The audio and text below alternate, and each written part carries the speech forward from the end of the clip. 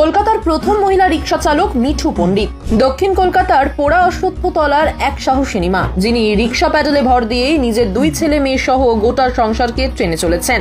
দারিদ্র ছিল ছোটবেলা থেকেই নিত্যসঙ্গী। 3 বোনের মুখে হাসি রাখতে ছোট থেকেই নিতে হয়েছিল ঘরের দায়িত্ব, পরিচারিকার কাজ করে পেট চালানো, তারপর নিজের সংসার গড়া। সবই করেছিলেন একটু স্বস্তির আশায়, কিন্তু বিয়ের পর জীবন হয়ে ওঠে আরো কঠিন। স্বামী নেশাগ্রস্ত, মারধর, অবহেলা সবকিছু মেনে নিতে হয়েছিল তাকে।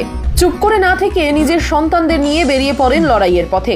প্রথমে স্বামীর জন্য ভাড়া রিকশা নিয়ে এলেও সে ঠিক মতো চালাতো না, সংসার চলছিল না। তখন নিজেই নেমে পড়েন রাস্তায়, শুরু করেন সবজি বিক্রি।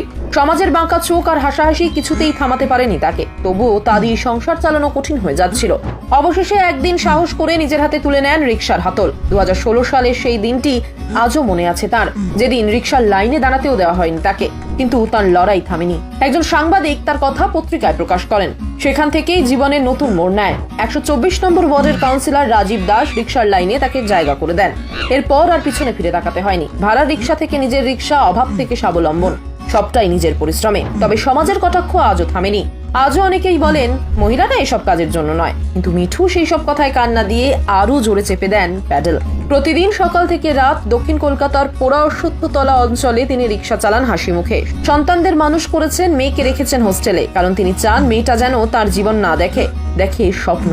অনেক ক্লাব অনুষ্ঠান থেকে সম্মাননা পেয়েছেন মিঠু, কিন্তু তার কথায় সম্মান তো পেট ভরায় না।